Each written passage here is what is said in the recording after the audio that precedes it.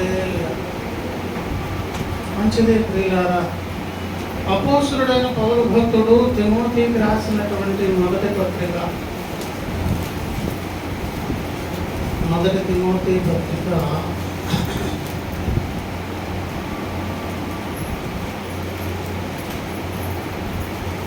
3వ అధ్యాయము, క్షమించాలి, 2వ పత్రిక అండి, 2వ తిమోతి పత్రిక 3వ అధ్యాయము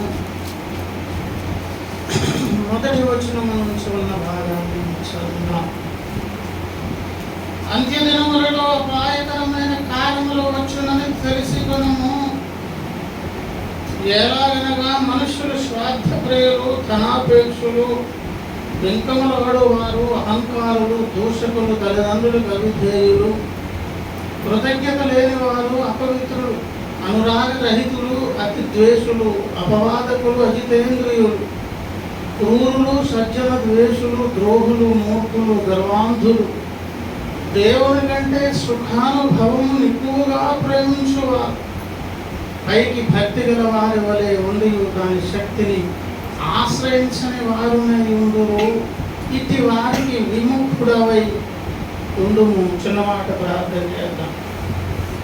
మహాకనికరము కలిగిన గొప్ప దేవ, కాలమై ఉన్నటువంటి కన్న తండ్రి, ఈ కాల ప్రవాహంలో నా బ్రతుకుల్లో మరో వారపు దినములు మా ఇష్టాలతో పని లేకుండా ఖర్చు అయితే అయిపోయింది ప్రభువ. వాటిని ఏ విధంగా మేము ఖర్చు పెట్టుకున్నామనేది మేము పట్టించుకోకపోయినా మీరు తప్పగారి పట్టించుకుంటున్నారు. అలాంటి పట్టించుకునే దేవుని ముందు మేము బ్రతుకుతున్నాం. మేము ఆస్తికులమా నాస్తికులమా? ఈ రెండు సందర్భాలు భక్తుల జీవితంలో నిరంతరము కొనసాగుతాయి ప్రభువా. ఆయా సందర్భాలలో మేము ఆస్తికులం, కొన్ని సందర్భాలలో పక్క నాస్తికుల్లా ప్రవర్తిస్తాం తండ్రి. ఆయా కారణాలను బట్టి మేము దోషులుగా నిలవబడి ఆయా రక్షణానందం కోల్పోయే ధైర్యం చాలక, మీ ఎదురుకు వచ్చేటటువంటి ధైర్యం చేయలేక, కృపామూర్తులైన కృప మీద ఆధారపడి రాగలిగే మరొక మహదవకాశం ఇస్తూ మీరు ఆహ్వానిస్తున్నందుకే మీ సన్నిధికి వచ్చే భాగ్యాన్ని మాకు ఇచ్చినందుకు బట్టి స్తుతిస్తూ ఈ సమయంలో ప్రభావ ఈ పునరుత్థాన దినమందు మీరు ఇచ్చిన జీవంలో పాలకొంపలు పొందాలని ఆశపడుతూ సహాయం కోరుకుంటున్నాం. దర్శించండి, ఈ సమయాన్ని మాకు దీవెనకరంగా మార్చండి. చేరువచ్చిన నీ ప్రియులు అమూల్యమైన బిడ్డలను ఆయన మీ స్వరక్తనిచ్చి కొనుక్కున్నారు.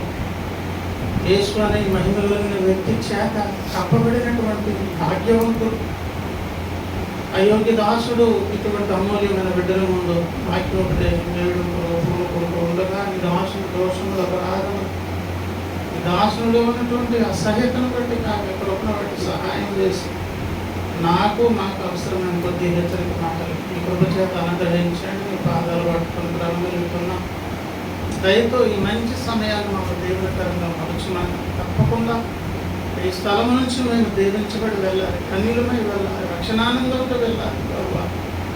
దేవుడు నన్ను దర్శించి నన్ను ధైర్యపరిచి వాదాచి ఆదరించాలనేటువంటి ఒక చక్కని సాక్ష్యంతో కనుక కృప నుంచి నడిపించి మహిమ కనుక కావాలి మీద ఒక్కడే కొనుక్కోమని ప్రతి ఆటంకులు మీరు ఇచ్చిన అధికారమును బట్టి ప్రతి విధమైన ఆటంకులు గర్తించి పాల్గొంటూ సహాయం కోరుతూ మమ్మల్ని దర్శించమని యేసయ్య శ్రేష్ఠ మహిమ కలిగిన పరిశుద్ధ గణనామను ప్రార్థించి వేడుకుంటున్నాం పరమ తండ్రి.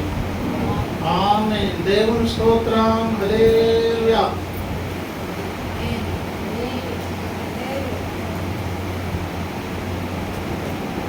ఈ చెప్పు తీసి కొట్టండి అన్నట్టు ఉంది నాకు. హల్లెలూయా. ముందేమైపోయింది? జరుగునుగాక, కలుగునుగాక, ఆరాము అవునుగాక. ప్రియుల చదువుకున్నటువంటి లేఖన భాగము ఒప్పుకోలు కొరకు మూలవాక్యంగా చదవడం జరిగింది.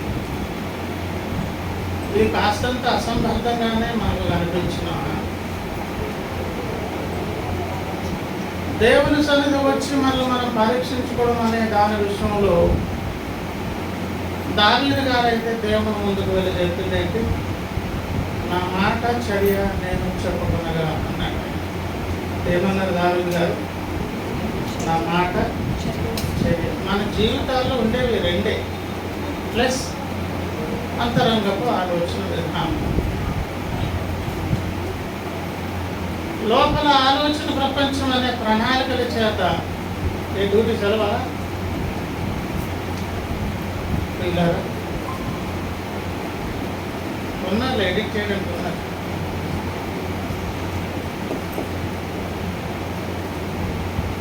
నచ్చినట్లు చిన్న చిన్న మిరపకాయలు, తాలింపులు వ్యక్తి జీవితంలో. దావీదు గారైతే దేవుని ముందుకు వెళ్ళి చెప్పుకున్నారన్న 3 విషయాలు. అంతరంగ ఆలోచన విధానం, దాని మీద ఆధారపడి ఈ ప్రవర్తన, ఈ మాట, లేకపోతే మాట చర్య ఆధారపడి ఉంటాయి. కనుక ఒప్పుకోలు దగ్గరకు దేవుని ముందుకు వస్తే ప్రతినిత్యం అదే శరీరమునకు ఆత్మకు కలిగిన ప్రతి కల్మషము నుండి మనలను మన పవిత్రులుగా చేసి కొందాం అని 2వ కొరింథీ పత్రిక 7:2 మొదటి 2 వచనాల్లో చెప్పి, ప్రియులారా మన హృదయం అనేది దోషారోపణ చేయడం దేవుని ఎదుట మనం ధైర్యం గలవారమని మొదటి యోహాను పత్రిక 3వ అధ్యాయం ఆ ప్రాంతంలో చెప్పబడింది. అంటే 2 సందర్భాలు, మాట చర్య మరియు అంతరంగపు సాక్ష్యం. కనుక పరీక్షించుకోండి అంటే మనం ఏం చేస్తాం? మన మాటలు ఎట్లున్నాయి, చర్యలు ఎట్లున్నాయి, ఆలోచన ప్రపంచం, ఇలాగా ఇదే ప్రతినిత్యం నిత్యకృత్యంగా దీన్ని మనం జరిగించుకుంటూ సమాధానం పడుతూ పెడుతూ ఉంటాం. దానికి భిన్నంగా ఒక వాక్యం చదివాం. ఏం చదువుకున్నాం? అంత్యదినములలో అపాయకరమైన కాలం వచ్చునని తెలుసుకున్నాం.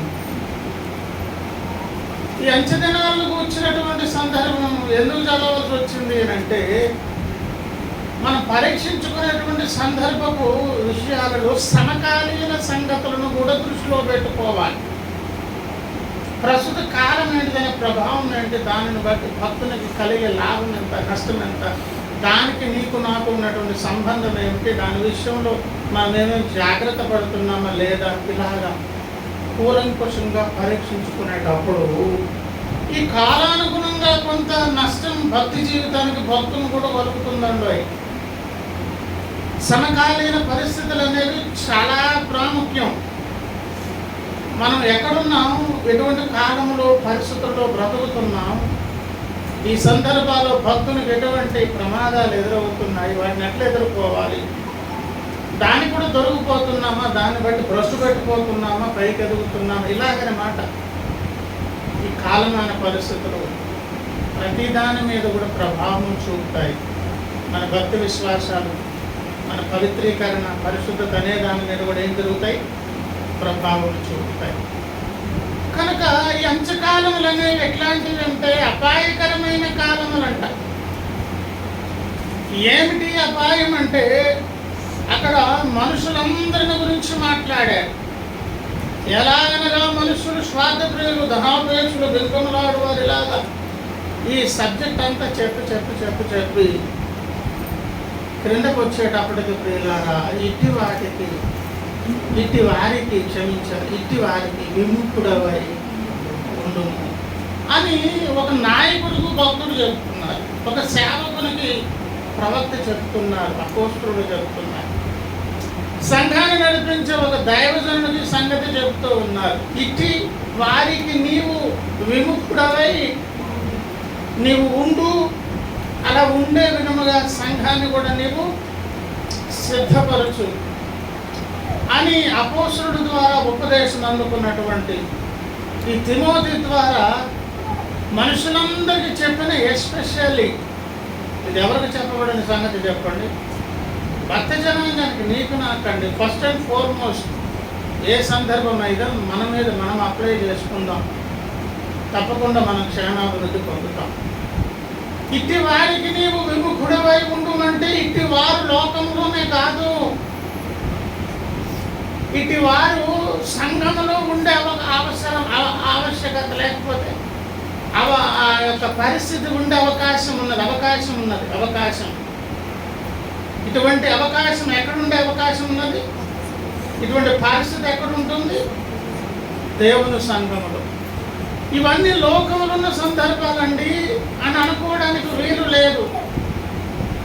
లోకములు ఉండేటటువంటి ఇటువంటి ప్రమాదము సంఘములో కూడా దాపురించే దాని కొరకైన ప్రమాదకరమైన కాలములు అంచెదినములు. ఈ అంచెదినాలలో ఈ ప్రభావం లోకం మీద మాత్రమే కాదు, ఎక్కడ చూపిస్తుందంట? సంఘంలో కూడా చూపిస్తుంది. కనుకనే సంఘానికి యొక్క ఈ హెచ్చరిక దేవుడు రాయించారు.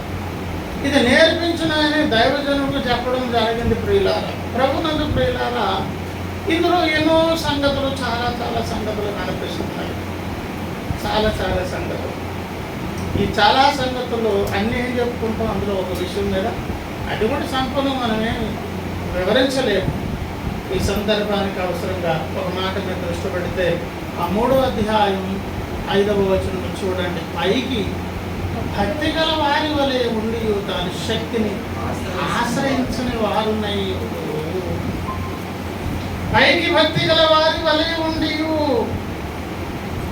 దాని శక్తిని ఆశ్రయించిన వారునై ఉందురు. ఇటివారికి విముఖుడవై ఉండుము. సంఘానికి దేవుడు వ్రాయించినటువంటి హెచ్చరిక ఇది.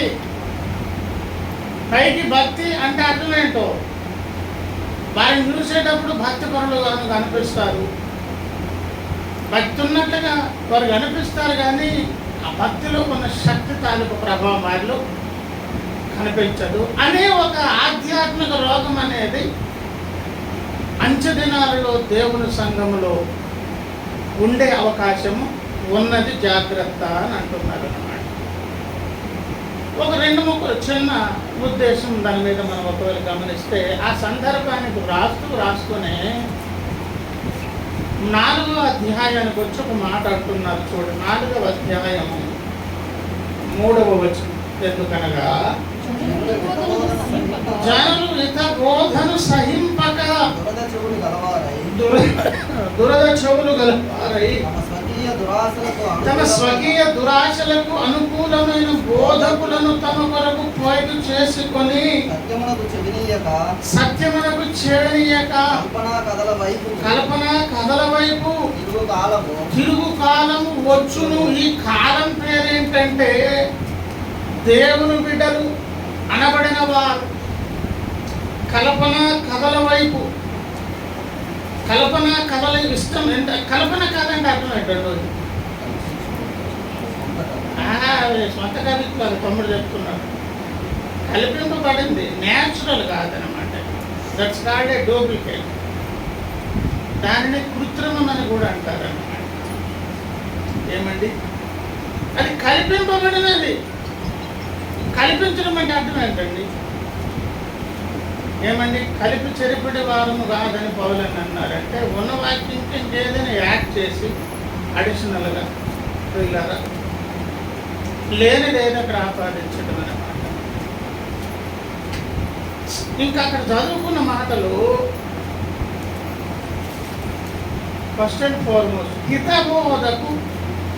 హితబోధను సహింపక. సహించడం అంటే అర్థం ఏంటో కొంచెం ఓర్చుకోవడం అన్నమాట. అంటే అది కొంచెం ఇబ్బందికరంగా కనిపిస్తుంది, అవునా? అంటే అది కొంచెం నొప్పి కలిగించేది, బాధ కలిగించేది, మనసుకు కష్టం కలిగించేది. అది ఏదో ఒక శరీరానికి ఏదో గుచ్చినట్లు, పొడిచినట్లు, బాధ కలిగినట్లు, మనసుకు బాధ కలుగుతుంది. లేదంటే హితబోధనగా ఆరోగ్యకరమైన ఒక భక్తునికి ఆరోగ్యం కలిగించే బోధ ఎక్కడైతే ప్రకటించబడతాడో అది గుచ్చుకున్నట్లు అనిపించే ఒక కాలం ఉన్నది. అది అంతే కాదు, ఏదో నన్నే టార్గెట్ చేసి నన్నే పొడుస్తున్నట్టు, ముళ్ళుగుచ్చినట్లు, బల్లి వేసినట్లు, చాకుతో గుచ్చినట్లు అన్నట్లుగా, అదేదో పొడవబడినట్లుగా. అపోస్తుల కార్యాలు 2వ అధ్యాయంలో కూడా వారు కూడా హృదయమందు వారు పొడవబడినటువంటి వారే రక్షణ పొందడానికి మేమేం చేయాలని పేతురును కడమ అపోస్తుల దగ్గరకు వచ్చి అడిగాను. అక్కడ సువార్త సందేశం చెప్తే వారి హృదయానికి గాయాలయ్యాయి, లోపల రక్తం గారింది, అంతరంగ పురుషునికి గాయాలయ్యాయి. ఆరోగ్యకరమైనటువంటి బోధ ఎక్కడ ఉంటుందో నీ హృదయానికి టచ్ అవుతుంది, అది మనసుకు గాయం కలుగుతుంది, లోపల అది ప్రభావం చూపుతూ ఉంది. కొన్నిసార్లు యాక్సిడెంట్లు అవుతాయి, వచ్చి చూస్తారనమాట మనిషిని, కనీసం చిన్న బ్లీడింగ్ కూడా ఎక్కడ జరగదు, ఎక్కడ కూడా చిన్న బ్లీడింగ్ కూడా అసలు చూస్తే నున్నగా పైనుంచి కింద వరకు అంతా అటే తిప్పి కింద మీద చూస్తారనమాట. ఏముండదు, ఏం తగలేదబ్బా, ఎందుకంటే యాక్సిడెంట్ బాగానే ఉన్నాడు అబ్బా అని అనుకుంటారు. తర్వాత చచ్చిపోతారు. ఆ తర్వాత మళ్ళీ ఎనాలిసిస్ చేసి చెప్తారన్నమాట, ఇంటర్నల్ ఫ్రాక్చర్స్ లోపల అయిపోయాయి ఫ్రాక్చర్స్ అనేది కూడా. బయట మాత్రం బాడీ ఎలా ఉంది, దారుగా ఉందంటే మనకి ఎంతసేపు డ్యామేజ్ అయింది, యాక్సిడెంట్ అయిందంటే రక్తం వచ్చింది, ఎక్కడ గాయాలు కలిగాయి, ఎంత పెద్ద తగిలింది, ఏమైపోయింది, ఇది కదా చూస్తాం. అంత పెద్ద యాక్సిడెంట్లో ఆ వ్యక్తికి ఏ బ్లడ్ రాలేదంటే మనం ఎంత ఈజీ తీసుకుంటాం, ఏం కాదు ఈ యాక్సిడెంట్ అయిన వాళ్ళు నాకేం కాలేదు అంటుంటారు. వాళ్ళు కూడా అవి ఆఖరి మాటలు అనమాట. అవి ఏం కాలేదు అనుకుని అలా వారిపోతారు, కోడి వారిపోతారు. అలా ఎన్నో ఫీలరా. ఇప్పుడు ఏం జరిగింది, బయటికి బాడీ ఉంది, ఫ్రాక్చర్స్ ఎక్కడయ్యాయి? ఆరోగ్యకరమైన బోధ లోపల గుచ్చుకుంటుంది, మనసుకు తగ్గుతుంది, హృదయానికి తగ్గుతుంది, అంతర్లీనంగా అంతరంగ పురుషుల లోపల పనిచేస్తుంది. అది ఎలాంటి ప్రభావమో తెలుసా? ఆయన ఒక అదే వేరు గ్రామంలో నడుచున్నట్లుగా అదో రకంగా ఆలోచిస్తుంటాడు, అర్థం కాడు. ఆమె ఏమైంది, ఏంటి ఎలా ఉంటున్నారు అని అంటుంటారు అనమాట. ఏంటి అలాగ ఉంటున్నారు అంటే, లోపల ఏదో జరిగిందా? ఎక్కడ జరిగిందంట? ఏమండి, దాన్నే ప్రసంగి గ్రంథములు అన్నారు, ఖిన్నమైన మనసు హృదయమును గుణపరచును అన్నారు. ప్రసంగి గ్రంథంలో ఏమన్నా, ఖిన్నమైన మొహం చిన్నబుచ్చుకొని చిన్నగా మొహం మారిపోయి అదో రకం. ఏం లేదు బ్రదర్, బాగానే ఉన్నాను. ఏం కాదు లేదండి, మీ మొహం తెలిసిపోతుంది, ఇంతకుముందులా నవ్వట్లేదు, అలాగా ధైర్యంగా లేదు, ఎందుకు ఏదో అలా చింతలో, బాధలో, దుఃఖంలో, నిరుత్సాహం లేదు. ఏం లేదు జీతాలు బకాయి వస్తున్నాయి, ఇంట్లో అన్ని వనరులు సమృద్ధిగా, పిల్లలు అంత బాగున్నారండి, ఏం ప్రాబ్లం లేదండి, ఏం బాగలేదు, అంత బాగుంటే అదే ముఖం మీద ఎట్లా పెట్టాం అని అంటే ఫ్రాక్చర్స్ ఎక్కడ జరిగాయంటండి? లోపల. ఆరోగ్యకరమైన బోధను అంచె దినాలలో లోకం వదిలేయండి, వాళ్ళు ఎలాగా వినరు. ఏమన్నాను, వినరు, లోకం వదిలేయండి అన్నాను కదా. ఇది చిన్న మీకు ఇది ఇస్తాను చూడండి. ఏ కాలంలోనైనా దుష్టుడు ఎక్కడైనా ఒక సింహాసనం వేసుకుని కూర్చోవాలి అని అనుకునేటప్పుడు దానికి ముందు నేపథ్యంలో ఒక కథ నడిపిస్తాడు. చాలా చాప కింద నీరులాగా వ్యవస్థలన్నిటినీ జాగ్రత్తగా తన చెప్పు చేతుల్లోకి తెచ్చుకునే విధంగా ఇంటర్నల్గా కార్యాలు చేసుకుంటూ జాగ్రత్తగా చాలా చాకచక్యంగా, దుష్టుడైన మేధావి కదా వాడు, అక్కడ పీఠం వేసుకున్న దేశం మీదకు వచ్చిన పరిపాలన ప్రపంచాన్ని చేయాలనుకున్న, మానవ జాతి మీద ప్రభుత్వం చేయాలనుకున్నప్పుడు ఆ ప్రదేశాన్ని జాగ్రత్తగా తీసుకుంటాడు, మూలాలన్నిటి మీద పనిచేస్తాడు, వ్యవస్థలన్నిటినీ చెప్తాడు. మెల్లమెల్లగా వాని చేతులను వెళ్ళిపోతున్న సంగతి తెలియదు అసలు. దానికి మెసపూసి మారేడుకాయ అంటారు కదా, ఇంకేదో చూపిస్తారు. ఒక పీక్ పాయింట్ దగ్గరకు వచ్చేటప్పటికి అక్కడ ఉన్నటువంటి ఆ పరిస్థితి అంతా చేయి దాటిపోతే ఎలాగో తెలుసా? తప్పకుండా ఆ ప్రదేశంలో ఒకవేళ ఎప్పుడైనా ప్రభుత్వం చెప్తే మళ్ళీ వెనక్కి తీసుకుంటాం అన్నమాట. అధిక సంఖ్యాకులను పుట్టిస్తాడు. నా దర్శనం చెప్తుంది, వాడికి పాతాళలోకంలో భాగస్వామ్యం ఉంది, పని కట్టుకొని వాడు కొంతమందిని ఉదయకాలం సందేశం చెప్తూ ఒక మాట చెప్తాను. ఉదయకాలం సందేశం చెప్తూ మేలు చేయవాడు దేవుని సంబంధి, కీడు చేయవాడు. ఇప్పుడు చెప్పండి, వ్యాకరణ సూత్రం. ఈ ఇంటర్ప్రిటేషన్ అనేది వ్యాకరణ రీత్యా కూడా ఉంటుంది కదా. వ్యాకరణ రీత్యా చెప్పండి. మేలు చేయవాడు దేవుని సంబంధి, కీడు చేయవాడు అన్నారు కదా. అక్కడ అలాగ అనలేదు. కీడు చేయవాడు దేవుని చూసిన వాడు కాదు అని అన్నాడు. కీడు చేయవాడు దేవుని చూసిన వాడు. అదేంటనగా వ్యాఖ్యాన సంబంధం ఎలా రాకూడదే అని అనిపిస్తుంది. వీళ్ళారా ముందేం చెప్పుకొచ్చాం, ఏదైనా వాడు చేసేటప్పుడు అని అది కదా పట్టుకున్నాం కదా.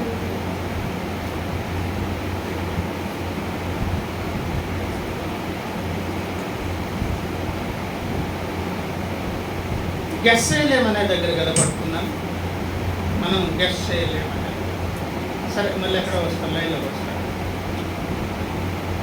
ఎప్పుడైతే మూలాలన్నీ వాడి చేతిలోనూ తీసుకుంటాడో, ఒకవేళ రేపు రాంగ్ అయితే వెనక్కి తీసుకుంటాను అని ఏమన్నాను. వాడికి ఎక్కడ భాగస్వామ్యం ఉన్నది?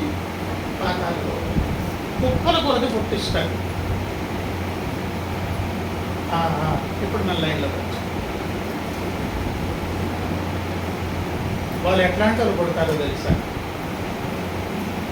నెత్తి నోరు కొట్టుకుని జీవితకాలం సువార్త చెప్పిన తార్కికంగా, తర్కబద్ధంగా, అన్ని రకాల రాజకీయాలుగా, సిద్ధాంతపరంగా, చరిత్రలో నుంచి వ్యాఖ్యాన సూత్ర రీత్యా అన్ని రకాల ఇంటర్ప్రిటేషన్స్ ఇచ్చి ఒప్పించిన తర్వాత అయితే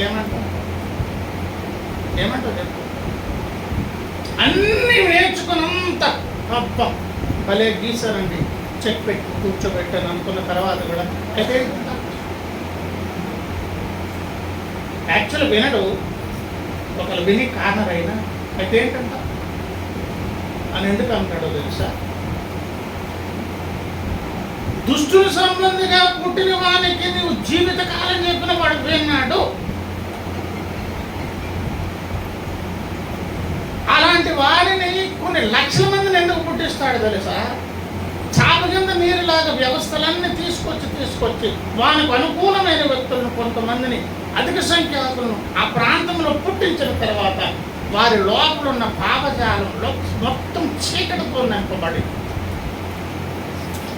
దానికి అధికారైన వాడు చెప్పిందే వింటాడు తప్ప నువ్వు ఎన్ని లాజికల్గా తర్కబద్ధంగా ఎన్ని విషయాలు చెప్పిన వినడు, లోబడడు, అంగీకరించడు, యాక్సెప్ట్ అసలు ససేమలు చేయడనమాట.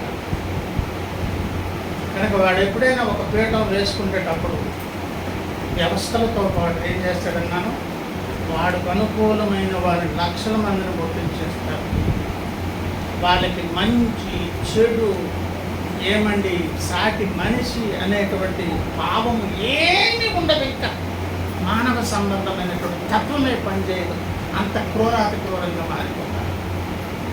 అలాగ మొత్తం అంతటిని కూడా వాడు చుట్టు జాగ్రత్తలోనూ తెలుసుకుంటాడు. ప్రభువునందు ప్రియులారా, ఈ అంచె దినాలలో ఉన్నటువంటి సందర్భంలో ఆ చదువుకున్న మాట ఏంటి? ఇక్కడ చదువుకున్నాం, సహించినటువంటి స్థితి. దేనికి సహించరు? అన్యులు ఎలాగో అంటే లోకస్తులు దేవుని సంబంధులు కాదు వారు. ఎట్లా సహించరు? ఎందుకు సహించరు? ఎవరిని గుర్తిస్తాడన్నాను? వాడు పీఠం వేసుకుని ఎక్కడ కూర్చుంటాడు ఆ ప్రాంతం దాదాపుగా చేయి దాటిపోతుంది పరిస్థితి.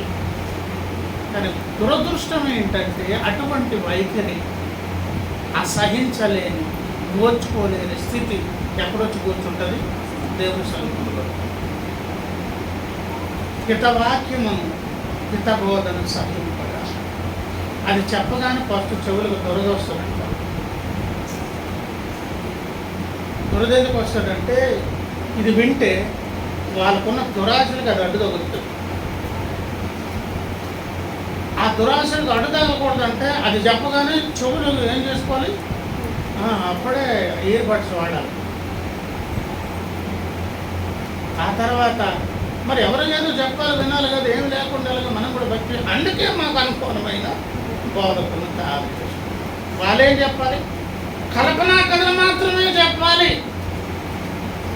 సత్యం అంటే మళ్ళీ వచ్చేస్తుంది మళ్ళీ చెవులకి. ఇటువంటి వాటికి నీవు వారికి విముఖుడు అయి ఉండు తిమోతి అని ఈ ప్రమాదకర పరిస్థితి హెచ్చరిక అంచె దినాలలో ఉంటుందని ఎవరికి హెచ్చరిక చేస్తున్నారు? దేవుని సంఘానికి. ఇప్పుడు మనం పరీక్షించుకొని పడుకొని మౌనంగా మనం పవిత్రీకరణ కార్యం చేసే దాని విషయంలో మాట, చర్య, ఆలోచనతో పాటు సమకాలీన పరిస్థితుల సందర్భాలలో ఇటువంటి ప్రభావం ఏదైనా మనలోనికి దాడి చేస్తుందేమో, చేస్తే మనకు కూడా ఒక దొరద ఉంటుంది. ఏమి దొరద? మనము కూడా సహించలేము. కొన్ని దేనికి సహించలేము. ఆరోగ్యకరమైన బోధ అది గుచ్చినట్లుగా, నొప్పి కలిగేటట్లుగా, బాధ కలిగించేట్టుగా ఉంటుందా? అది కల్పించిన కథైనా పర్వాలేదు, కానీ సత్యం నాకు వద్దు అనేటువంటి పరిస్థితి కానీ క్రీస్తు సంఘంలో రాజ్యం వెళ్తుందా? అయితే ఈ కాలపు పరిస్థితి అనే ప్రమాదం కూడా మన మీద ఆల్రెడీ దాడి చేసి ఉన్నది. అంటే అది కూడా పరీక్షించుకోవాలి. అక్కడ కూడా చూసుకోవాలి. నా శరీరంతో ఏం పాపం జరగలేదు, నా మాట ద్వారా ఎవరికేం హాని చేయలేదు, ఆలోచన ప్రపంచాన్ని కూడా ఎప్పటికప్పుడు సంస్కరించుకుని సున్నతి చేసుకుంటున్నాను అనుకుని మాత్రమే కాకుండా ఇంకెక్కడ చూసుకోవాలంట. ఇప్పుడున్నటువంటి ఈ వాతావరణ ప్రభావం మన మీదగా దాడి చేసి దేవుని హెచ్చరికను స్వీకరించకుండా సహించలేని స్థితి ఏదైనా ఒకవేళ ఉంటుందా? జాగ్రత్త. పిచ్చి కథలు, కల్పన కథలైనా పర్వాలేదంటే అది కూడా ఎట్లుంటుందో తెలుసా? రోజు చూసే చెట్టే, కానీ వాడు వచ్చాక దాన్ని కాస్తంత ఆకర్షణీయంగా చేస్తే ఎందుకు దాన్ని చూడాలనిపించింది, ఆ పళ్ళు వెంటనే కోసేయాలనిపించింది, అని ఆయన కూడా పిలవకుండా అమాంతంగా కొరుకు తినేయాలనిపించేసింది. 100 ఏళ్ళుగా చూసిన చెట్టు ఆ రోజు ఎందుకు అలాగే అనిపించింది? ఇలా చూడండి, ఒకసారి వినండి. మన భక్తి జీవితంలో లేకపోతే మన యొక్క జీవన విధానపు యాత్రలో అనుకోకుండా సడన్గా చాలా అవే పరిస్థితులు, అదే వ్యక్తులు, అవే సందర్భాలు సడన్గా ఆకర్షణీయంగా మారిపోయి ఇంకేదోలాగా అక్కడ ప్రలోభాలకు ఎప్పుడైనా గురవుతున్నామా? అక్కడ ఆ రోజు అవ్వమ్మను మోసపరిచినట్లు ఏదో క్రియ జరిగిపోయిందని గమనించాం. ఆ వ్యక్తి, ఆ సందర్భము, అదే పరిస్థితి, అదే లొకాలిటీ ఎప్పుడు అటువంటి ఫీల్ కలగలేదు, అనుకోకుండా కలిగింది కదా. అంటే దాని అర్థం ఏంటి చెప్పండి? దుష్టుడే అక్కడ కార్యం అనుకోకుండా అలాగ చేసే ప్రమాదాలు ఉన్నవి.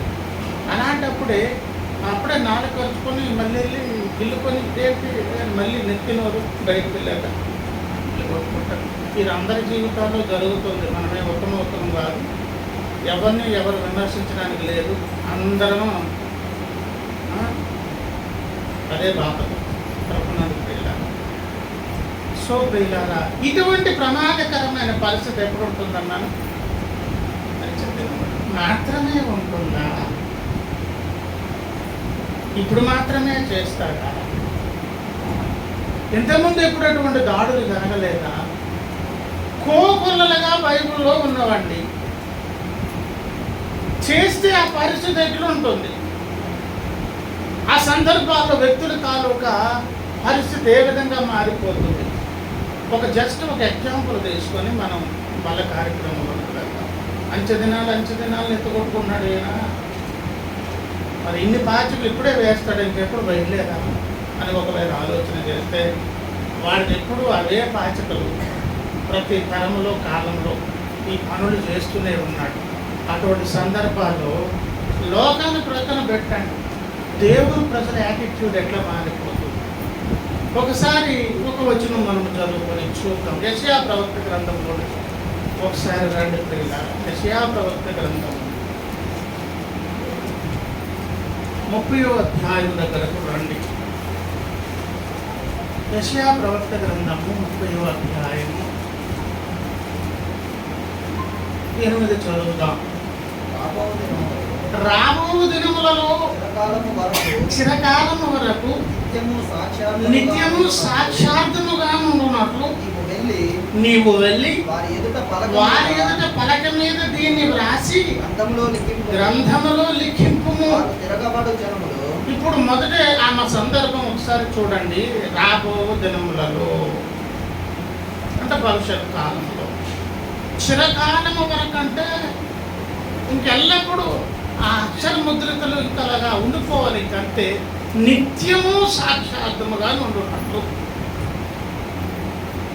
ఏమో మీరు ఆ చివరన కూర్చున్నారు, అటెన్షన్ ఇటు వద్దా? మీరు అటు ఇటు చూస్తే మీ వాక్యం ఎక్కడ వింటున్నారు నాకు తెలియగలుగుతాను.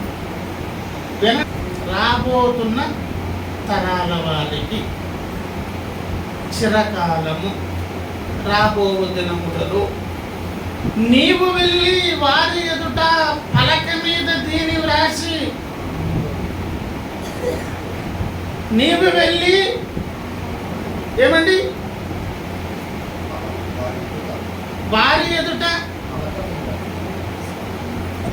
రాబో దినములలో వారి దగ్గరికి వెళ్ళి పలక పట్టుకొని రాయడమా? ముందు పలక మీద వ్రాసి అన్నారు, గ్రంథములో లిఖింపుమని తర్వాత మాట అన్నారు. వచ్చే తరాల వారికి నేనే వెళ్ళి రాస్తాను, అప్పుడు నేను ఉంటానండి. ఇప్పుడు ముందున్న తరాల వారు ఇప్పుడు యెషయా గారు వచ్చి ఇప్పుడు నీకు నాకు మన ముందు పలకొట్టుకుని రావడానికి ఆయన ఉంటారండి. మన హృదయమే ఒక పలక. ఈ పలక మీద వ్రాయబడే విధముగా గ్రంథస్థము చేయి. ఆ గ్రంథము శృతమైన గ్రంథమా, లిఖితపూర్వకమైన గ్రంథమా? అది శృతమైతే దైవజనుల ద్వారా దేవుడు వినిపిస్తారు. అంటే అప్పటికి ఇంకా లిఖించబడకుండా ఉంటే దానిని దేవుడు లోపల పెట్టి ఉంచుతారు. అలా ఫుల్ఫిల్ చేసి ఏదో ఫైల్లో పెట్టి కంప్యూటర్ సిస్టంలో పెట్టినట్టు కాదు. ఆ సమయములకు అవసరమైంది తీసుకొచ్చి పెట్టి అలా పలికిస్తాడు. ఇది హృదయంలోనికి వెళ్ళలేదు కనుక పలికేవానికి ఏం పలుకుతున్నాడో నోట్లోంచి వెళ్ళిపోతుంది. పలికింది మళ్ళీ విని హృదయంలో తెచ్చుకొని నేనెందుకు ఇలా పలికానని ఈయన ఆశ్చర్యపోతాడు. మళ్ళీ చెప్పినా అర్థమైందా నీకు? అర్థం కాలేదు. వెరీ గుడ్, అలా చెప్తాను. ఇక్కడ దేవుడు పెట్టారనుకోండి, ఆ చెప్పెట్టిన మాట దేవుడు ఏం చేస్తారు? జ్ఞానంగా అక్కడ పెట్టారు. జ్ఞానాన్ని ఉపదేశంగా నోటితో బయటకు రిలీజ్ చేశారు. జ్ఞానముగా పెట్టబడినది నువ్వు గ్రహించి దాన్ని ధ్యానము చేయాలంటే అది కొంచెం దిగి హృదయంలోనికి వెళ్ళి తర్జన భర్జన చేసి దాన్ని మంచి చెడ్డలు వివేచించేంత ఒక గ్రహింపుకు వస్తావు నువ్వు. ఈ మాట ఏంటి, దీని వివరణ ఏంటి, ఇవన్నీ కూడా ఇది ఇక్కడ దిగకముందే ఇక్కడ పెట్టి ఇలా పంపిస్తారు. దానినే రేమ, ఆ సమయానికి అవసరమైన వాక్కు సడన్గా పంపిస్తారు దేవుడు. దీని కూడా ఏ విషయం చెప్పారు? లిఖితము కాకముందు శృతమై ఉండినప్పుడు శృతముగా దేవుని వాక్యాన్ని తన ప్రజలకు అందించే దాని కొరకు భక్తులు మేధస్సులు తలకాయల ముందు నిక్షిప్తం చేసి ఉంచరు. నువ్వు కంప్యూటర్ తాలూకా పేజెస్లో అది ఫైళ్ళన్నీ పెట్టేసుకొని ఓపెన్ చేసి పెట్టుకున్నట్టు నచ్చింది తీసి పెట్టుకునేటట్లు ఉండదు.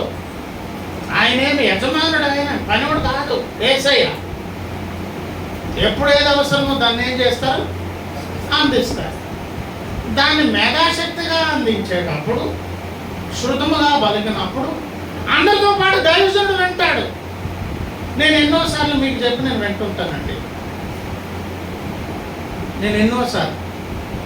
నేను గాయపడిన సందర్భాల్లో ఏడ్చుకుంటూ బస్సు మీద వచ్చేవాడిని. ఇక్కడ వాక్యం చెప్పి సంతోషం తెప్పించి వెళ్ళేవాడిని.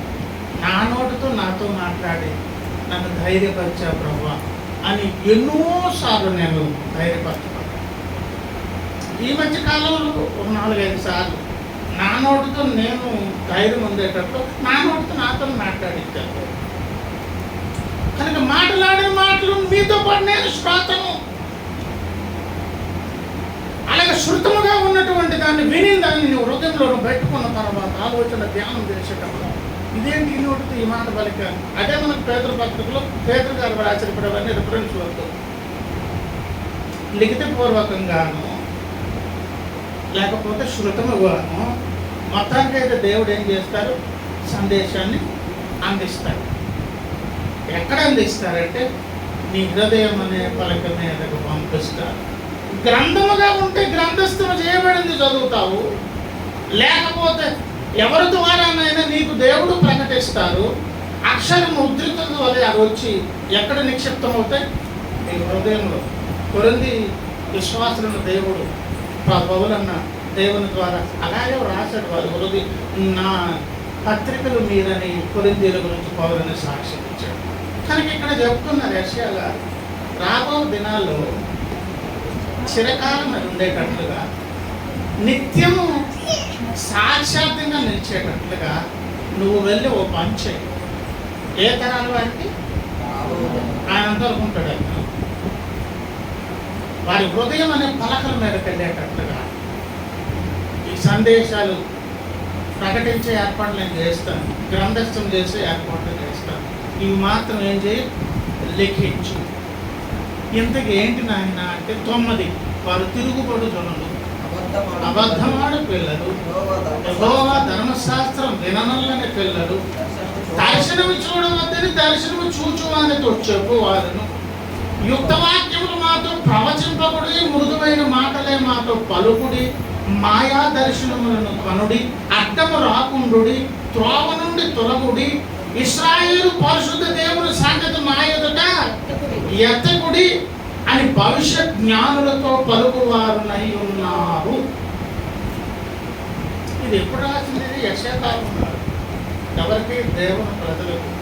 ఎన్ని సంగతులు ఉన్నావండి? 9 అన్నారు. వారు ఎవరంట? తిరుగుబడి జనులు, అబద్ధమాడు పిల్లలు. యెహోవా ధర్మశాస్త్రం అసలు వినేదానికి ఇష్టం లేదంటే వేలు చెవులు కూడా ఏముంది, నాకు దొరుకుందన్నా. 10 దర్శనము చూసే దీర్ఘ దర్శులతో మీరు దర్శనం చూడవచ్చు. యుక్తవాక్యం అంటే ఆరోగ్యకరమైనటువంటి సందేశాలు మాకు ప్రవచించడం అంటే ప్రవచన వాక్యం. అది దేవుడు పంపిన ప్రేమ. మృదువైన మాటలతోనే, మృదు అంటే ఎలా బతికినా ఏం చేసినా పర్వాలేదు బ్రదర్, మామూలే కామనే, మనుషులం కదా బ్రదర్ అని సమర్థించే మాటలు చెప్పండి. పర్వాలేదు అన్నట్టుగా ఉండాలి తప్ప కూర్చున్నట్టుగా, నొప్పగలిగినట్లుగా మార్చుకోవాలా, మారిపోవాలా, అబ్బా అలాగా అన్నట్లు ఉండకూడదు. చాలా మృదువుగా, చక్కగా, చిరునవ్వు నవ్వుతూ నేను చేసే పనులకు యాక్సెప్టబుల్గా నువ్వు అనిపించాలి. తర్వాత దర్శనం చూడవద్దని చెప్పు. చెప్తావు మృదువైన మాటలని. ఒకలేమి దర్శనం చూస్తే మాయా దర్శనములు అడ్డం రావద్దు, దేనికి అడ్డం రావద్దు. మేము ఇలాగే బతుకుతాం, దానికి అడ్డం చెప్పవచ్చు, నువ్వు అడ్డు రావద్దు. అలా చెప్తాం, భాషను మార్చేస్తాం. త్రోవ నుండి తొలగడి. 2-3 ప్రసంగాలు మా నాన్న చేస్తే ట్రాన్స్ఫర్ పెట్టేవాళ్ళు అప్పట్లో. ఇశ్రాయేలు పరిశుద్ధ దేవుని సంగతి మా ఎదుట, ఆ దేవుని ప్రజలు ఆ దేవుని పేరు చెప్తూ వద్దు, ఆ పేరు ఎత్తారు, మరే పేరు ఎత్తారు. ఇలా ఎవరి పేరు? ఏ పేరు ఎత్తినా పర్వాలేదు. ఇప్పుడు లోకంలో నువ్వు కొత్త దేవుడు సృష్టించినా, నువ్వే దేవుడు అయిపోయినా, నువ్వే దేవత అయిపోయినా ఏం బాధలేదు ఎవరికి. కానీ ఎవరి పేరు ఎత్తద్దు అని లోకస్తులు అంటే సబబు కదా. ఆ పేరు ఎత్తొద్దు అని ఎవరు అంటున్నారు? అంటే ఇటువంటి అనారోగ్యకరమైన పరిస్థితి ఎక్కడ ఉంటుందంటే, ఎప్పుడు ఉంటుంది? అంచుదినాలు. అంచుదినాలంటే ఇప్పుడే కాదు, ప్రతి తరంలో క్రియ నడుస్తుంది. కనుక దీన్ని నిత్యం ఉండేటట్లు, సాక్షాత్తంగా ఉండేటట్లు, భవిష్యత్ తరాలకు చదువుకునేటట్లుగా, గ్రహించినట్లుగా రాసిపెట్టు అని యెషయా భక్తులతో చెప్పి అక్కడ ఉన్న సందర్భం అంతా ఇప్పుడు గమనిస్తే మనకు తిరుమల పత్రిక అనిపించట్లేదు. జనులు హితబోధను సహించక దురద చెవులు కలిగిన పరిస్థితులు కనిపించట్లేదా? ఈనాడున్న క్రీస్తు సంఘం కానీ ఆనాడున్న ఇశ్రాయేలు జనాంగం కానీ ఈ పరిస్థితి లేదా? అప్పుడున్నటువంటి సందర్భ వ్యక్తులు ఎట్లుంటారంట? తిరుగుబడి జనులు, అబద్ధమాడు పిల్లలు, ధర్మశాస్త్రం విననున్నటువంటి వారు, అడ్డం రావద్దని చెప్పేవారు అని చెప్తూ 12కి వచ్చాక అంటున్నారు, అందుచేతను ఇశ్రాయేలు యొక్క పరిశుద్ధ దేవుడు ఇలాగూ సెలవిచ్చున్నాడు, మీరు ఈ ఒక్క నిమిషం ఏమండి ఓకే, ఈ వాక్యము వద్దని త్రోసివేసి బలాత్కారమును కృత్రిమమును ఏమి నమ్ముతున్నారంటే, బలాత్కారం అంటే బలవంతంగా లోపరుచుకునే ఒక శక్తికి లోబడతారు తప్ప. దుష్టుడుకున్న లక్షణం ఏం చెప్పండి? వాడు పెద్ద కబ్జాకోరు. వాడికి పని ఏంటి చెప్పండి?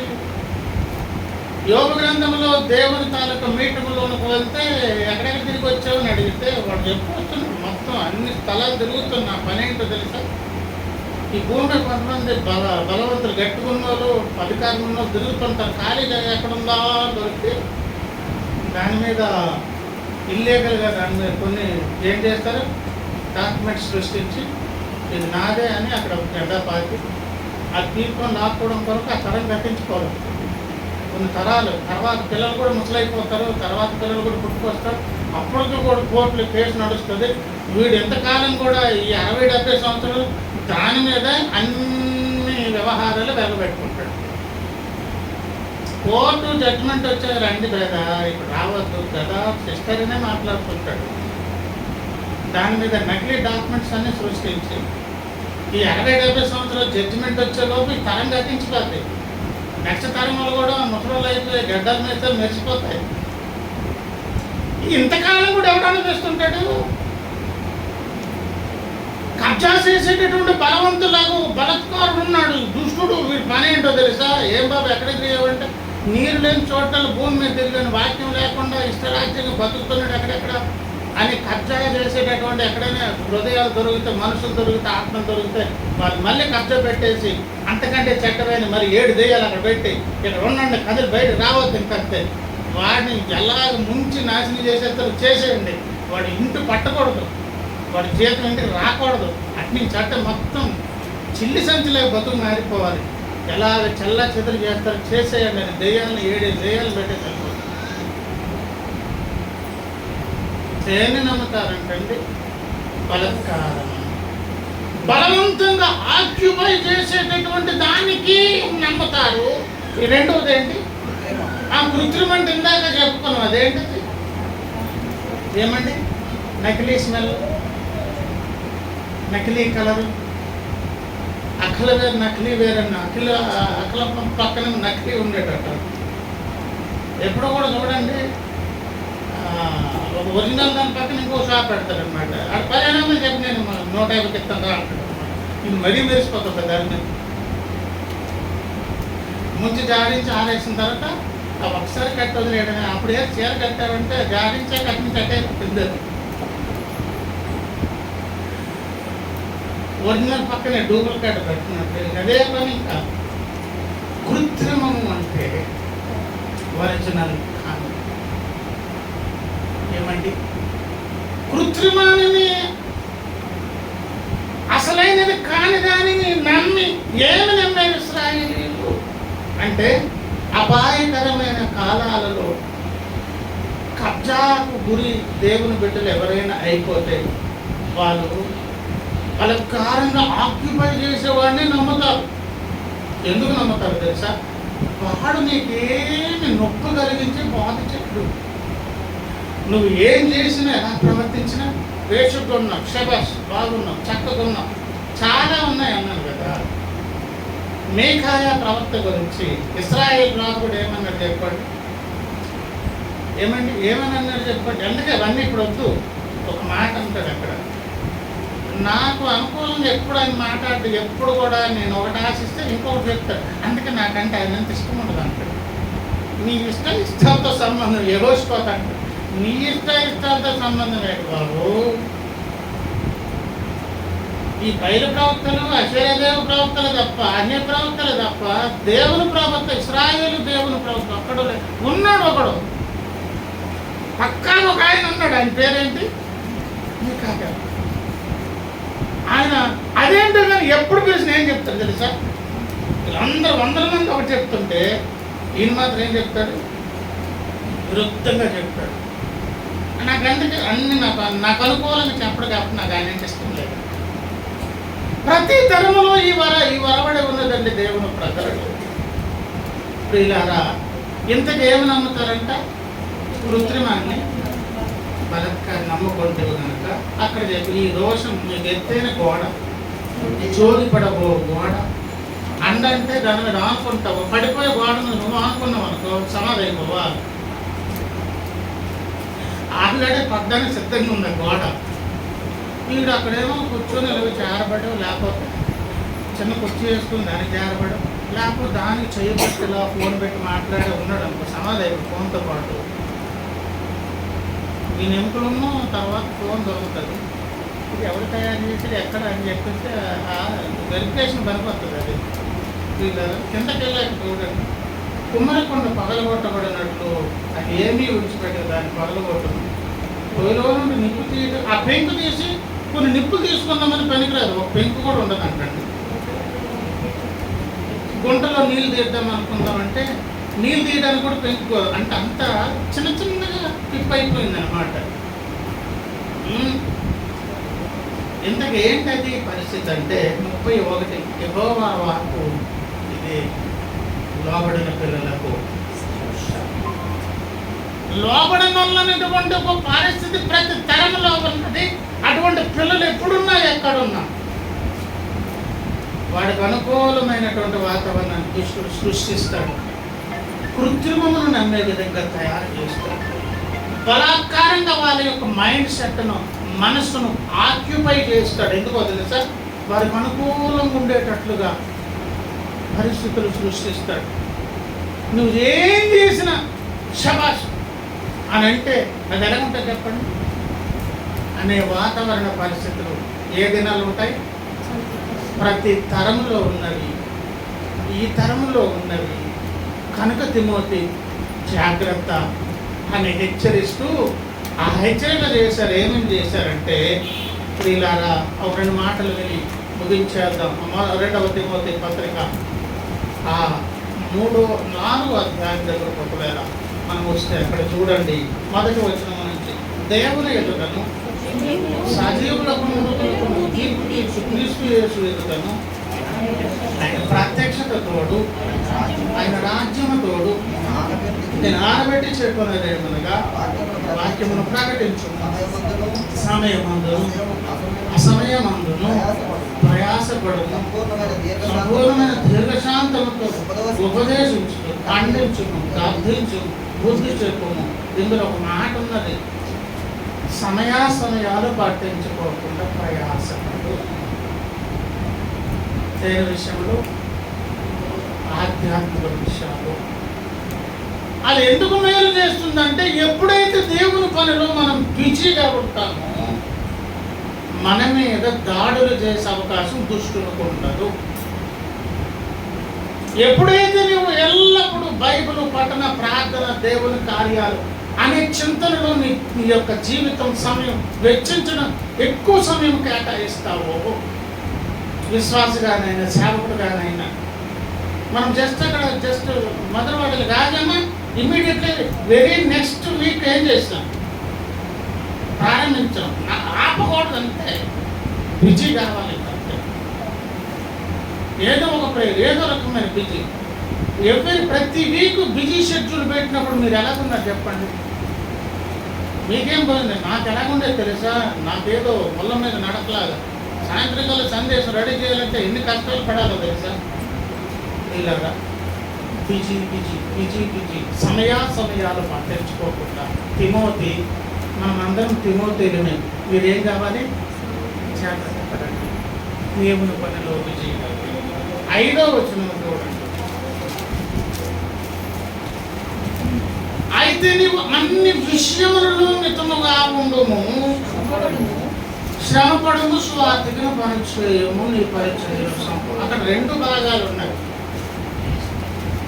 శ్రమపడే పని అంటే అక్కడ ఏంటో, శక్తికి మించి, సమయమునకు మించి ఓటీ చేయడం. మితముగా ఉండమంటే అర్థం ఏంటండి?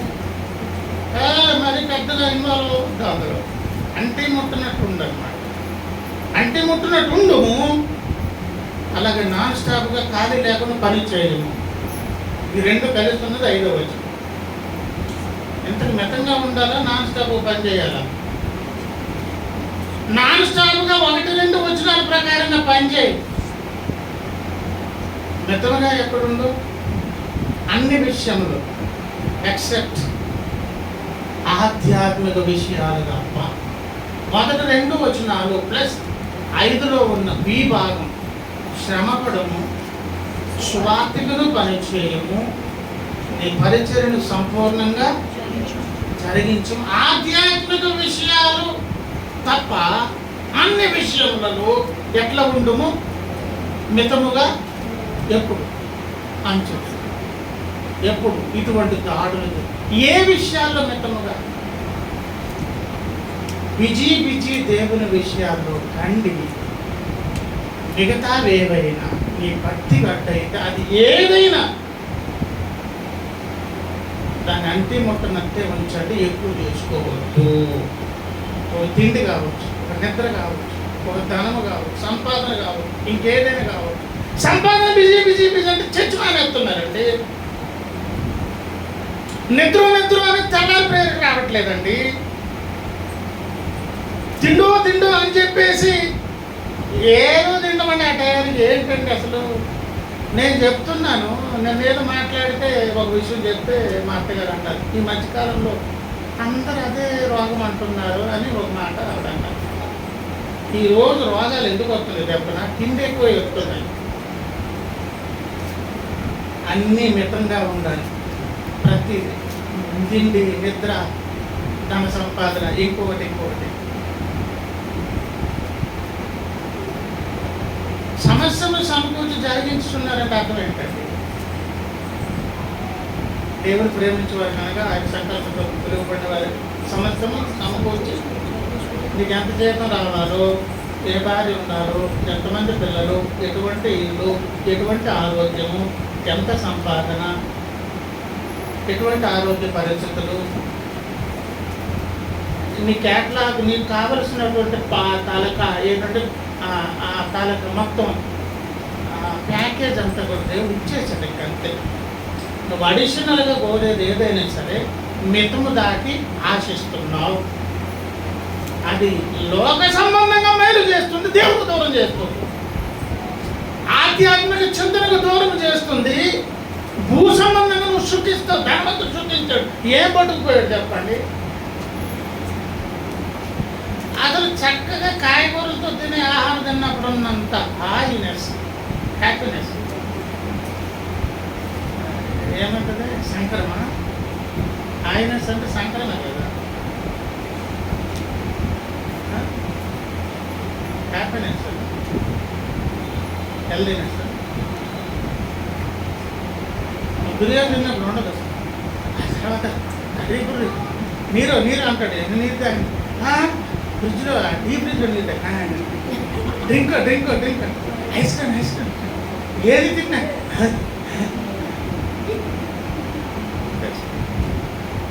ఏమన్నా.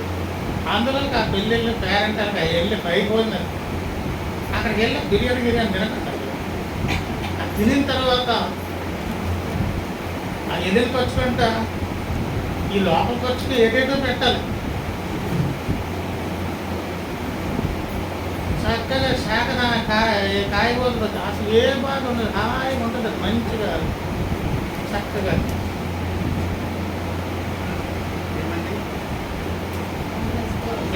మితము భక్తుడు. అన్ని విషయాలంటే ఏంటి? మీ స్నేహాలు, మీ ఉద్యోగాలు, మీ వ్యాపారాలు, తిండి తెప్పలు, నిద్రాహారాలు, ఏదైనా కానివ్వండి ప్రతి దానికి మితంగా ప్యాకేజ్ దేవుడు ఇచ్చి ఏది ఇచ్చారో అతను అడ్జస్ట్ అయిపోవాలి. దానికి మించి అడుగుతూ ఉంటేనే నా దేవుడు అన్యాయం చేశాడని ఆయన మీద ఆక్షేపణ చేస్తున్నాడు. మించి ఆశిస్తున్నావంటే నీ ఆధ్యాత్మిక క్షేమానికి నువ్వే గండి కొట్టుకుంటున్నావు. నాకు నీ ప్రార్థన జీవితం, భక్తి జీవితం, సహవాసం, దేవుని సన్నిధికి రావడం. ఇప్పుడు ఎవరికైనా ఇప్పుడు చూడండి, వినండి, నియామ కోడికలకు ఎందుకు రాను? తప్పక కారణం చెప్తారు. మీరు బిజీ అయ్యారు. నిన్ను దేవుని సన్నిధికి దూరం చేసి ఏదైనా కూడా అది ఒక దుష్టుని తంత్రం, గ్రహించండి. తిమోతి అన్ని విషయాలు మితముగా ఉండు, ఎక్కువ చేసుకోవాలి. నాన్ స్టాప్ ఒక పంచే ఆధ్యాత్మిక విషయాల్లో బిజీ అవ్వు. అలా బిజీ అవ్వడం వలన కలిగే లాభం ఏమిటో తెలుసా? ఈ దుష్ట ప్రయోగం మన మీద పనిచేయదు. ఏంటది? ఒక అనారోగ్యం. ఏమనారోగ్యం అది?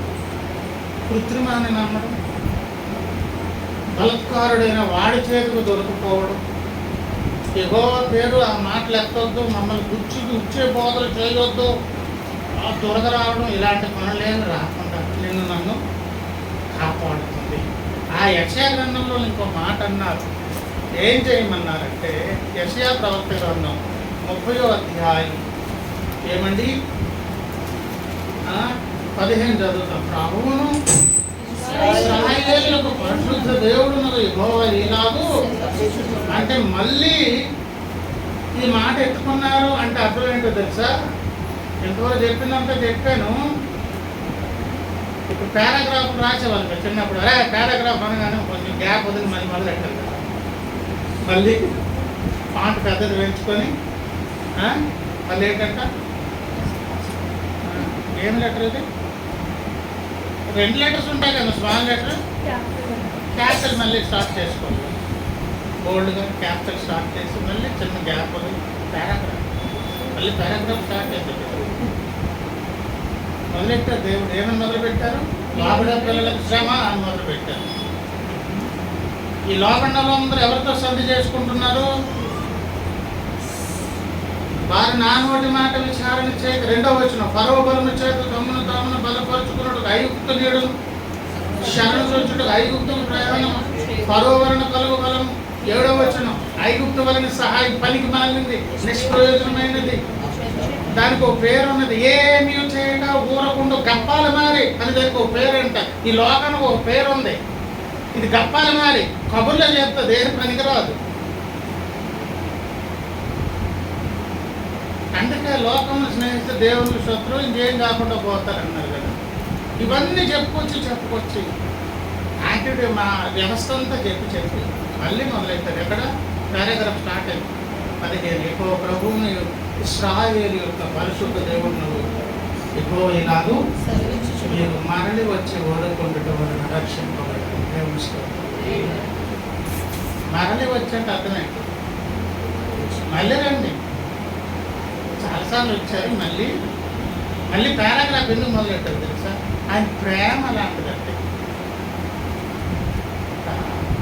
పిల్లలు కొంతమంది బాగా మారం చేసి చిర్రెత్తిపోయి ఈ ఆడలు నెలకు ఒకపై నెలకి అక్కడ ఎసరా చూసుకోవాలి, వీడిని చూసుకోవాలి, రూపాయలు ఆయన పిలుస్తాడు, బట్టలు ఎక్కడ ఉన్నాయంటాడు, అదంతా పిలిస్తే తీయమంటుంది. ఇట్లాంటి పరిగతి కొత్త కోళ్ళకి లేని పని బాగుంది కదా. ఆ పాపం ఈ టైంలో నేను ఏది వద్దంటే అదే చేస్తాను. పిల్లలు ఏం చేస్తారు? నాకేం తెలుసు ఈ ప్రపంచం, మా అమ్మ ఏం కష్టపడుతుందని. మా పెద్దోడు చనిపోయిన తర్వాత సమాధుల దగ్గరికి వెళ్ళి మా అన్నలు ఏడ్చాడు. నాకంటే పెద్దోడు సాలేం కుమార్ దేవుడి వచ్చి మాట్లాడారు. సాలేం రాజుకు తల్లి తండ్రి లేరు, పట్టుకెళ్ళిపోతాను. మరి ఆ పేరు ఎక్కడన్నారు? మన వడిగా కాబట్టి పేరు ఇచ్చాను, తీసుకెళ్ళిపోతాను. సరే ప్రభు అని మా నాన్న కన్విన్స్ అయ్యాడు. అబ్రహాం గారికి నీ ఒగ్గాన కొడుకుని ఇచ్చేయమన్నప్పుడు శారంతో సంప్రదింపులు చేస్తే వెళ్ళే ప్రయాణం ఉండదు కదా. మరి మా నాన్న మా అమ్మకు చెప్పారో లేదో తెలియదు. ఇలాగ అన్నారమ్మా, మరి పెద్దోడు ఇంకొండడు ప్రభు పట్టుకెళ్ళిపోతారు, అప్పుడు కాకునతో నేర్చుకుంటాడు. నాన్నగారిని అడిగినప్పుడు చెప్పాడు,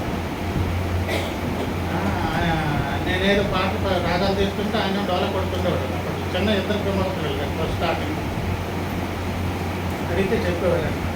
చర్చ్ క్యాంపస్ పెద్ద అదంతా ప్రహరీ చర్చ్ అదంతా క్యాంపస్ అని పెద్దగా ఉంటాయి కదా పిల్లరా. అయితే మరి ఆవిడ మా అమ్మగారితో సంప్రదించారు లేదు తెలియదు. ఆవిడ మాత్రం వెళ్ళిపోయి పెద్ద కొడుకు సమాజంలో తెలియచ్చు ఒత్తిడి గురై ఆవిడ పిడిచి వచ్చింది. అప్పుడు ఏం చెప్పిన అది మర్చిపోతాను.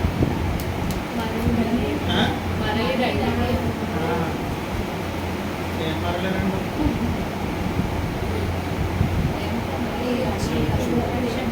ఆవిడకి ఎప్పుడైనా పిట్స్ వస్తాయి వెంటనే ముఖం మీద నీళ్ళు కడుగుతాం. కిందలో తీసు మగతో తీసు గ్లాస్తో చెమతో తీసు. నేను ఆడుతూ చూస్తుండేవాడు పరిస్థితి అనుకున్నాను. అమ్మ చనిపోయాక మీ సాయంత్రక పాలు తాగే వెళ్ళాను.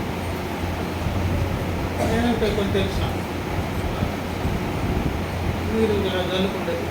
అప్పుడు కొంచెం పావు గంట 2 నిమిషాలు రిలాక్స్ అయ్యి అమ్మాయి అప్పుడు లేచాడు.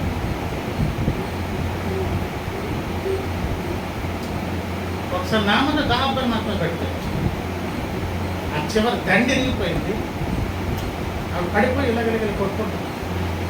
నాకు సైడ్ చేస్తుంది నీరు అందుకోదా వాళ్ళ పక్కన చెప్పులో ఉన్నాయి. నీరు ఇవ్వలేదు. నేను అలా చూస్తూనే ఉన్నాను. అలా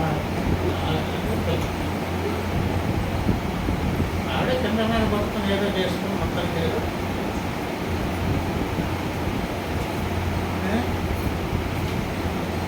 ఈ మాట ఎందుకు చెప్తే మర్చిపోయింది.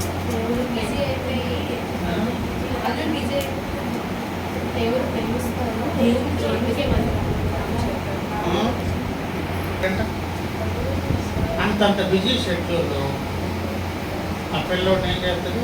అప్పుడు వాళ్ళకేం తెలుసు, నాకేం తెలియదు. అప్పుడు మా అమ్మగారు పిడిచో చాలా చచ్చిపోతే ఏదో అయిపోతే నాకు అనవసరం. అది అందుకనే నీరు అంటుంది ఆవిడ. మనం నీరు ఇవ్వటం వెలగైపోతున్నాడు. అలా ఆవిడ కింద మీద పడి ఏదో పడుతుంది. తర్వాత అది చనిపోవడం అందుకే జరిగింది. శవార్తకి వెళ్ళి రిటర్న్ వస్తున్నప్పుడు ఆ చెరువు దగ్గరికి వచ్చేటప్పుడు ఆ పాలెక్సర్ వెళ్ళి ఆ సిమ్టమ్స్ కనిపించగానే వెంటనే నీరు కొట్టేసుకుంటే అది రాదు. ఇంకో ఊరు పట్టుకు మధ్యలో ఉన్నాం కదా అని కంగారులో ఆ చెరువులో దిగి ఇలా వాలి ఇలా కొట్టెలో ముందు పడి.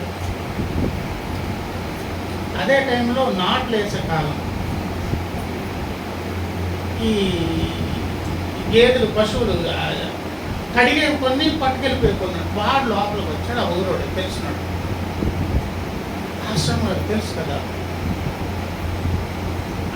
బంగారం అంతా ఒక్క నెక్లెస్ మాత్రమే తీసుకున్నాడు. బంగారం అంతా తెలుసు. అలా నీటి ముంచారు. అమ్మ చనిపోవడం అది శుభార్తకు వెళ్ళి వస్తే అలా జరుగుతుంది. ఆ నీరు కంగారు ఇలా కనపోయి ఈశ్వరేశ్వరం పెడతారు. అలా ముందు ఇంక లేవలేరు కదా. లేవాలంటే కొన్ని నిమిషాలు కావాలి టైం. కనుక సరే అది పక్కన పెట్టండి. అయితే అక్కడ చూస్తుంది. ఎందుకంటే అది నాకు తెలుసు. పోలీసులు వచ్చి నన్ను అడిగారు సాక్షి. మా అమ్మ రాలేదు, చాక్లెట్ తెచ్చి చెప్పమన్నారు. మా అమ్మ రాత్రి వచ్చిందని చెప్తున్నారు. దొంగ సాక్షి. ఇలా పెద్ద చరిత్ర అది జరిగింది. దుష్టుడు మా నాన్న మీద నిందేయడం కొరకు ఎన్ని సృష్టించారు. ఇలా రేపు పరలోకం కలిగి మాట్లాడిన వాళ్ళు అందరూ అప్పుడు దొరుకుతారు. అక్కడ సింహాత్మ తీర్పు దగ్గర దొరికిపోతారు. ఈ ఆటలాట్లన్నీ అక్కడ దొరికిపోతాయి. అన్నీ సెట్ అయిపోతాయి. సరే వినండి. మా అమ్మని కొట్టుకుంటూ చూస్తున్నాను. అంటే నాకేం తెలియదు. నాకు తెలియదంటే ఆవిడ కింద మీద పడింది. ఇంకంటే అలా పిల్లలు మా అమ్మ ఎంత కష్టపడుతుంది. అటు టీ ఇవ్వాలి, మా నాన్న బట్టలు అందించాలి, ఇక్కడ వారిపేమో పైకి వచ్చేస్తుంది, అల్లది చూడాలి, ఇది ఇవన్నీ వాడికి వెళ్తాడు. ఆటగాళ్ళు ఉంటాడు. అప్పుడు కొట్టదంటే అప్పుడు గరిట దొరికి మంచి కళ్ళం దొరికితే అప్పుడు మ్యూజిక్ కొడుతుంటాడు. అప్పుడు అది ఎలాంటి సౌండ్ అండి అది. అది మరి ఆగరా ఆపరా ఉతికి ఆరేసి మళ్ళీ కొంచెం పోయాక చేతులు చాపుతున్నాం. అదే మళ్ళీ నెక్స్ట్ పారాగ్రాఫ్ స్టార్ట్ చేసి మరలి మళ్ళీ రండి అని మళ్ళీ ఎవరి చేతులు చదువుతున్నారు? మొదలుపెట్టింది ఎలా మొదలు పెట్టారు? మీరు రండ్రో, మీరు తింటే అసలు నా పేరు ఎత్తితే మీకు చెల్లు బాగుతాయి అన్నట్లుగా అంతా చెప్పుకొచ్చి ఆ పీక్ పాయింట్కి వెళ్ళి వెళ్ళి వెళ్ళి వెళ్ళి అమ్మ నా కొడుకునే వచ్చాను కదా, నా కొడుకునే కదా బాగా అనుకుని మళ్ళీ ఏం చేస్తుంది? మళ్ళీ చేతులు చేస్తాయి. ఈ సీఎల్కి సిగ్గు ఉండదు, మళ్ళీ అంటే చేతులు ఇచ్చి పైకి ఎక్కేస్తాయి. కానీ మనకు మాత్రం సిగ్గు లేదంటే చూద్దాం రండి ఒకసారి. మీరు మరలి వచ్చి ఊరకుండటం వలన రక్షింపబడేదారు. మీరు ఊరకుండా నమ్ముకునటం వలన మీరు బలము అయినా మీరు సమతింపక అట్లు కాదు మేము గుర్రంలోకి పారిపోవాలంటే వీళ్ళు ఎలా పిల్లలు అమ్మ చేతులు ఇచ్చినప్పుడు రివర్స్ చేస్తారు. అలాగూ నిన్ను నన్ను భరించుకుంటూ ఈ మధ్య వరకు దేవుడు తీసుకొచ్చారు. మళ్ళీ ఒకసారి ఆఖరి ఏమండి ఒప్పుకోద్ద దగ్గర నడిపిస్తున్నాను. అంచెదనములలో ఉన్న కాలానుగుణంగా కలిగే నష్టం, అపాయం, గొప్ప అపాయం అది ఎట్లా అంటే చెప్పండి, కృత్రిమాన్ని నమ్మకం, దుష్టుని బలత్కారానికి గురై భక్తి అనేది పాడు చేసుకుంటూ బాగున్నామని భ్రమలో బ్రతికేసి ఆరోగ్యకరమైనటువంటి సందేశాలు గుచ్చుతున్నాయని ఇష్టపడకుండా నేనేం చేసినా సమర్థించే బోధలు కావాలనుకునేటువంటి వాతావరణం ప్రతి తరంలో ఉంది. అది దేవుని సంఘంలోనికి వచ్చి రాజ్యమేరుతుంది. ఒకవేళ అటువంటి అనారోగ్యకరమైన లక్షణం మనలో కలుగుతుందా? మనం దేవుని సన్నిధికి వస్తే ఇస్తే మనకు హెచ్చరిక కావాలి, గుచ్చే బోధే కావాలి, హెచ్చరించే బోధే కావాలి, మనల్ని ఏమండి సంస్కరించే బోధే కావాలి.